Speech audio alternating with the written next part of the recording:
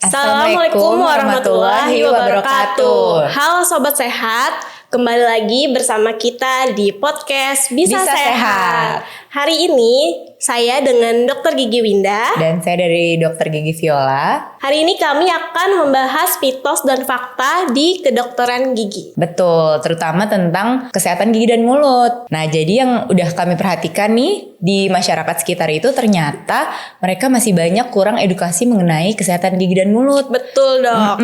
Sebenarnya mereka bisa datang sebelum giginya benar-benar udah sakit, udah lebih parah gitu, tapi mereka kurang edukasinya gitu, Dok. Makanya di sini kita mau membahas dan mengulas tentang mitos dan fakta di kedokteran gigi. Jadi pertama-tama nih Dok, saya ingin bertanya. Dok, sering tuh ada mitos yang beredar. Katanya gigi susu yang berlubang pada anak tidak perlu dirawat karena nanti juga akan terganti dengan gigi permanen. Itu benar nggak sih, Dok? Nah, jadi itu mitos ya. Nah, kenapa mitos? Karena faktanya itu gigi anak yang berlubang tuh harus tetap dilakukan perawatan. Karena jika nggak dilakukan perawatan itu, maka infeksi bakterinya pada gigi itu akan semakin menjalar ke syaraf dan ke jaringan pendukung giginya. Nah, itu yang membuat nanti anak-anak tuh merasa sakit, bahkan jadi bengkak. Nah, pada akhirnya anak-anak tuh biasanya akan cenderung menunjukkan kalau dia tuh jadi nggak nafsu makan atau dia lebih rewel. Dan juga dia jadi nggak mau bersosialisasi karena dia nggak nyaman kan pada dirinya. Nah, nggak hanya itu juga, gigi susu yang rusak itu kalau nggak ditambal juga akan mempengaruhi pertumbuhan gigi permanen. Nah, makanya memang nanti akan diganti oleh gigi permanen. Tapi kita harus melihat dulu keadaan gigi anaknya, umur anak berapa, pertumbuhan giginya seperti apa gitu. Kalau memang bisa dirawat, lebih baik harus dirawat dulu. Karena untuk kelangsungan kehidupan anak itu sendiri gitu, Dok. Wah, gitu ya Dok ternyata. Terus nih Dok, memang benar ya gigi itu makin digosok makin kinclong nih katanya. Nah, tapi itu benar memang. Kita memang harus menggosok gigi ya. Jadi gigi itu adalah salah satu organ yang memang rapuh. Nah, jadi kalau misalkan terlalu menyikat gigi, terlalu bersemangat, lalu itu nanti bikin bukannya makin sehat, itu malah makin menyakiti diri sendiri. Nah, disarankan untuk menyikat gigi itu biasa saja, asal dilakukan dengan teknik yang benar, dengan menggunakan sikat gigi yang berbulu tipis dan halus. Sikat gigi yang dianjurkan itu 2 kali sehari minimal. Nah, tiap selesai makan pagi dan sebelum tidur selama 2 menit. Dan dianjurkan untuk menunggu minimal 30 menit setelah makan untuk mencegah kerusakan dari email gigi tersendiri. Nah, jadi memang kalau kita rajin menggosok gigi itu bikin gigi lebih kinclong gitu, lebih bersih. Nah, tapi kita harus tetap mengikuti cara-caranya seperti apa, seperti itu. Jadi nggak harus menyikat gigi kenceng atau bersemangat itu jadi kinclong, enggak. Jadi lebih ke tekniknya gitu. Duh, berarti persepsi masyarakat masih banyak yang salah ya Dok. Terus nih Dok, kalau pernyataan bau mulut muncul karena ada masalah pencernaan itu penjelasannya bagaimana ya Dok? Nah, gini ya, jadi beberapa penelitian itu benar menyebutkan bahwa 85% bau mulut itu berasal dari gigi dan mulut sendiri. Nah, bau mulut ini dipicu dari bakteri yang bersarang di dalam mulut. Mulai dari bakteri di gusi, yang meradang, juga ada gigi yang berlubang, bakteri dari karang gigi, atau dari tambalan yang sudah bocor, hingga bakteri di bagian belakang lidah. Nah, itu tempat-tempat bakteri bersarang tuh di dalam mulut kita. Bakteri yang berkembang ini itu nanti memproduksi gas yang berbau yang disebut volatile sulfur compound. Nah, inilah yang menyebabkan kenapa bau mulut itu memberikan pengaruh terhadap kesehatan gigi dan mulut sendiri. Gitu. Oh gitu ya Dok, saya pernah dengar nih Dok. Kalau sakit gigi itu minum obat warung aja sudah cukup karena rasa sakitnya udah tidak terasa. Apa benar begitu Dok? Nah, jadi kalau untuk ada penyebab sakit gigi dan mulut itu, obat-obat itu hanya mampu menghilangkan rasa sakit sementara aja. Jadi obat yang kita minum itu cuman bersifat analgesik atau penghilang rasa sakit atau nyeri. Nah, itu bersifatnya tentu hanya sementara. Namun, kalau sakit gigi itu udah pasti kemungkinannya ada infeksi bakteri pada gigi. Nah, jadi infeksi bakteri pada gigi itu akan tetap ada dan suatu saat rasa sakit itu pasti akan muncul lagi. Nggak mungkin langsung hilang. Nah, jadi saat ada gigi yang bolong atau berlubang gitu, gigi harus tetap dirawat. Nah, pastinya harus ke dokter gigi langsung ya.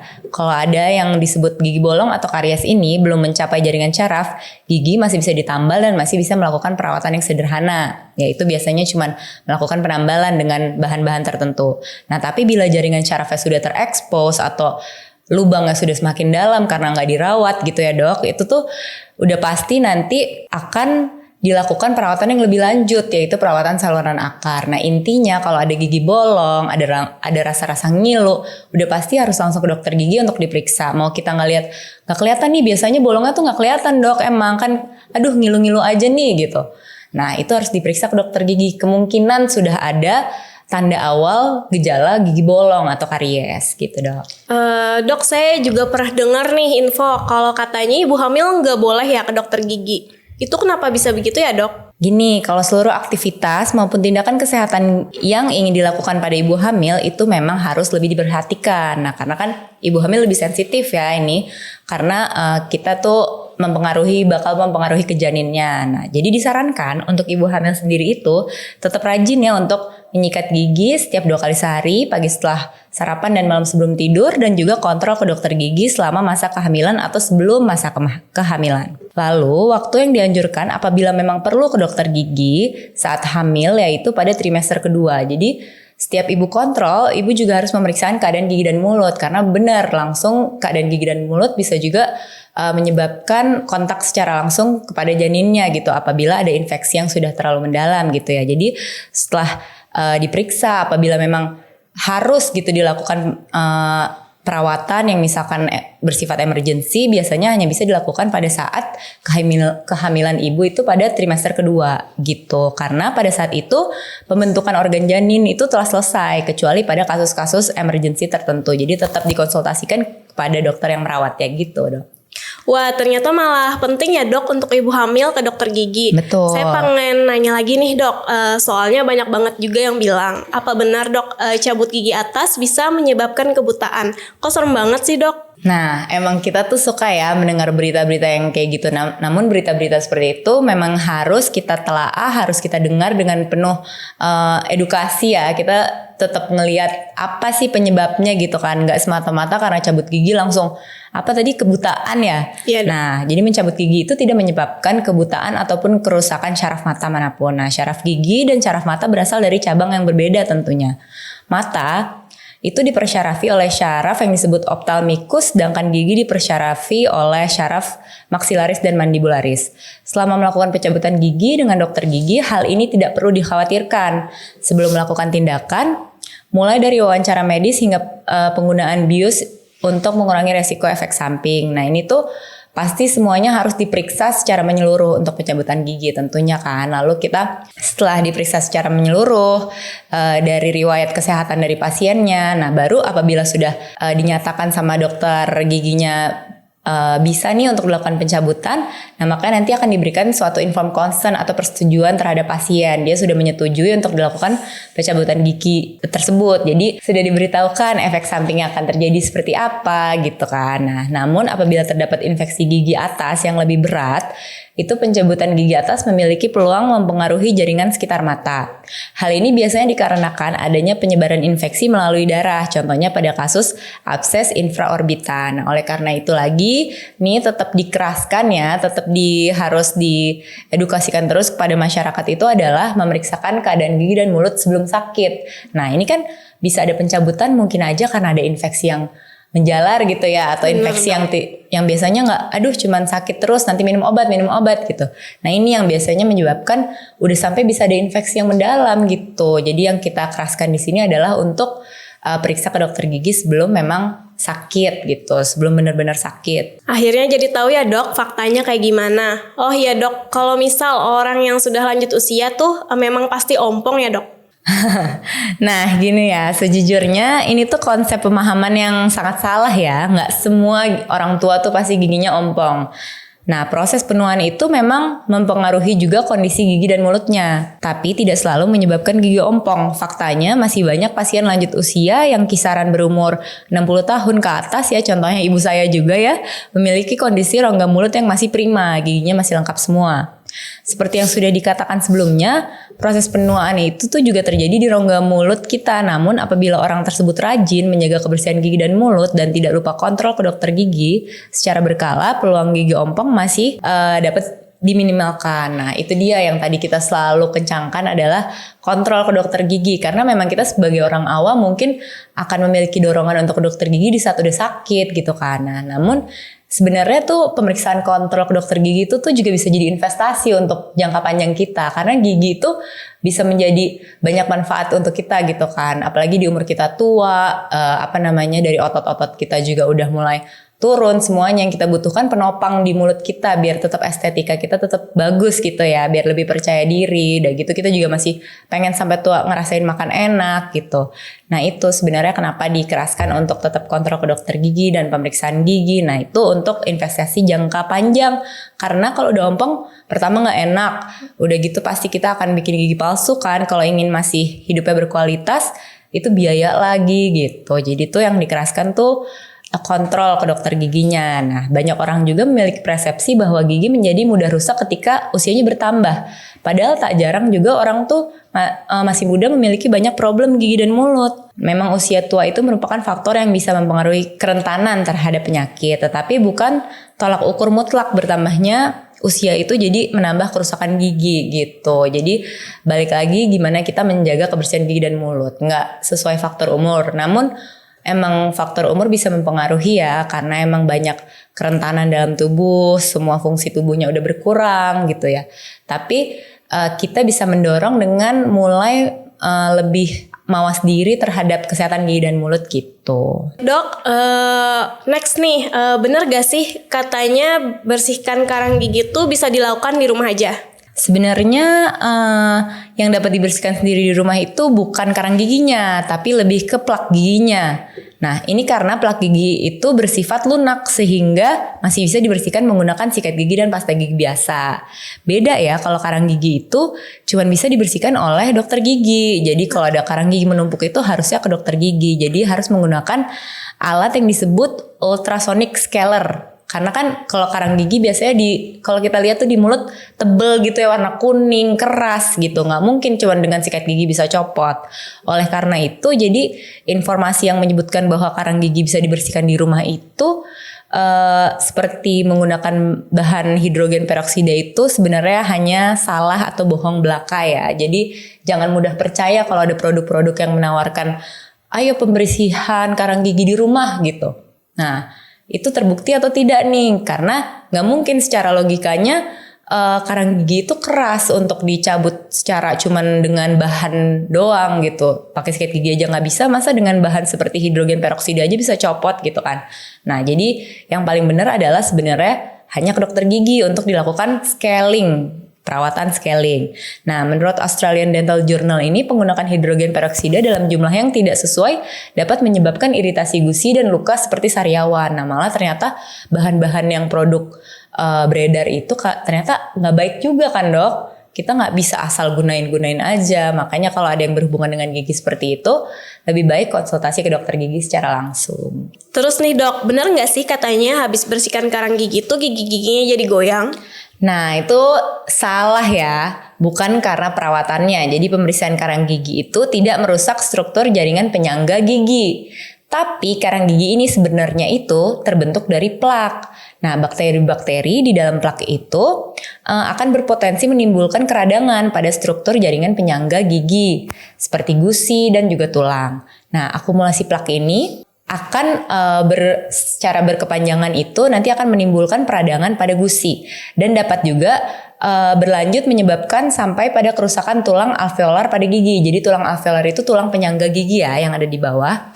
Nah, kerusakan yang progresif atau yang sangat berkelanjutan ini disebut namanya periodontitis yang seringkali menyebabkan kegoyangan pada gigi. Nah, jadi yang tadi itu kenapa orang biasanya bilang kenapa habis scaling terus giginya goyang. Nah itu bukan perawatannya yang menyebabkan gigi goyang, melainkan ternyata peradangannya sudah terlalu dalam, sudah terlalu menjalar karena terlalu lama nggak dibersihkan gitu. Makanya jangan sampai menunggu karang giginya jadi tebel-tebel gitu.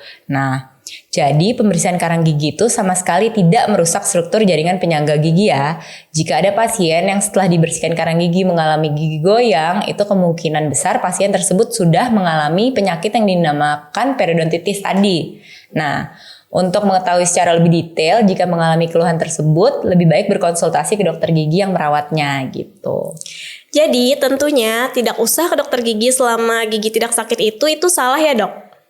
Berarti kalau tidak ada masalah pasti semuanya sehat. Nah, ini yang membuat banyak orang yang malas memeriksakan giginya ke dokter gigi. Nah, orang tuh biasanya gitu kan, gigi saya nggak apa-apa nih, gigi saya nggak pernah ada sakit kok, gigi saya juga masih oke-oke aja, nggak ada goyang, nggak ada sakit gitu. Nah, ini persepsi yang sangat salah ya. Jadi pemeriksaan atau kontrol ke dokter gigi itu tidak juga harus dilakukan di saat sudah sakit. Malah lebih baik untuk datang ke dokter gigi sebelum timbulnya rasa sakit. Tapi kadang-kadang belum tentu juga ya. Tidak ada keluhan sakit itu berarti tidak ada masalah. Justru Anda bisa mengetahui kondisi kesehatan gigi dan mulut mulai dari masalah bau mulut, kesehatan gusi, plak dan karang gigi dan sebagainya, sehingga perawatan pada tahap awal bisa dilakukan dengan segera ke dokter gigi. Nah, sebaiknya tetap harus berkunjung ke dokter gigi secara rutin minimal setiap 6 bulan sekali, karena akan lebih baik mencegah daripada mengobati. Benar nggak, Dok? Bener banget, Dok. Benar, itu dia kenapa kami tuh selalu menyarankan setiap ada pasien gitu, pasti kita selalu mengedukasi kan. Bener. Jangan sampai nih datang-datang tuh giginya udah harus perawatan saluran akar, atau ternyata giginya malah nggak bisa diselamatkan lagi, harus dicabut kan. Ya padahal usianya masih muda biasanya nah, itu kan. bener, gak jarang kita temukan tuh yang masih muda malah harusnya giginya udah nggak sehat gitu kan, udah harus dicabut gitu. Itu kita sangat menyayangkan ya, karena kan memang akan lebih baik dengan gigi kita sendiri dibanding gigi pengganti kan pasti. Bener, Dok. Nah, jadi Dok, kalimat lebih baik mencegah daripada mengobati itu sangat penting dan harus dicamkan baik-baik ya kepada pasien ya. Benar kan, Dok? Bener banget, Dok. Biasanya kan nih pasien tuh datang giginya udah berlubang yang besar banget, yang seharusnya masih bisa dipertahankan malah harus dicabut. Padahal kan usianya masih muda, biasanya kayak gitu. Nah iya, makanya itu lebih baik kita tuh di saat giginya belum sakit, kita tuh harus memeriksakan ke dokter gigi setiap 6 bulan sekali, minimal banget itu setahun sekali. Nah di situ nanti akan dilakukan perawatan menyeluruh secara lengkap, diperiksa apakah ada kebutuhan gigi yang harus ditambal gitu. Karena kalau misalkan cuman mengandalkan obat, apabila ada rasa sakit sedikit minum obat, lalu sakit sedikit minum obat, nah itu tuh nggak akan hilang infeksinya dalam gigi gitu.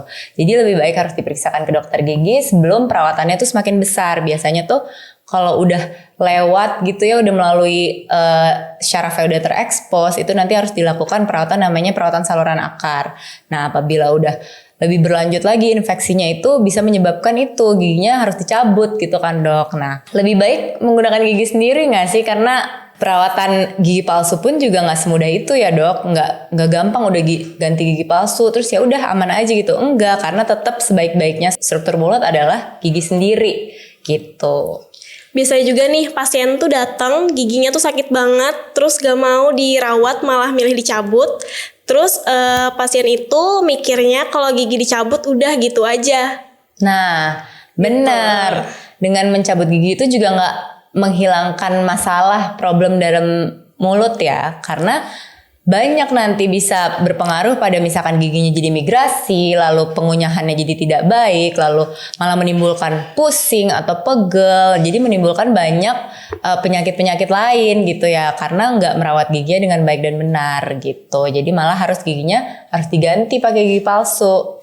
Iya, kalau habis cabut gigi biasanya nggak boleh dibiarin juga ya, Dok. Harus ada gigi penggantinya juga. Betul. Jadi kita di sini ingin sekali lagi mengedukasi masyarakat dengan menjaga kesehatan gigi dan mulutnya dengan minimal menyikat gigi 2 kali sehari, pagi setelah sarapan dan malam sebelum tidur.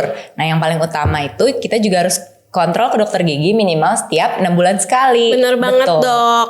Nah, jadi di sini kami berdua itu tujuannya ingin mengedukasi untuk masyarakat sekitar agar lebih mawas diri dalam menjaga kebersihan gigi dan mulut. Nah, dengan cara minimal menyikat gigi 2 kali sehari setelah sarapan dan juga sebelum tidur. Betul, dan juga kita harus lebih concern terhadap kesehatan gigi dan mulut dengan memeriksakan atau kontrol ke dokter gigi minimal itu 6 bulan sekali. Dan gitu. juga datang ke dokter gigi sebelum lubang besar. Nah betul, jadi sebelum ada lubang atau sebelum rasa sakit yang terlalu berkelanjutan gitu, langsung aja ke dokter gigi. Boleh minum obat anti nyeri sekali aja lalu langsung periksa ke dokter gigi gitu ya, Dok. Jangan sampai nanti udah ditahan sakit ya, sampai ternyata giginya udah berlubang sangat dalam ya. Bener banget dong. Jadi di sini tugas kita adalah untuk memberikan pengetahuan kepada masyarakat sekitar. Oke deh. Iya, jadi semoga podcast kita hari ini bisa sehat, bermanfaat untuk semuanya. Saya Dr. Gigi Winda. Saya Dr. Gigi Viola. Kami pamit undur diri. Jangan lupa like, comment, share, dan subscribe. Terima kasih. Assalamualaikum.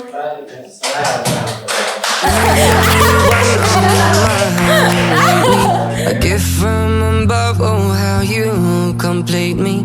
Up early morning, you come and you wake me. We sit as the sun lights our face.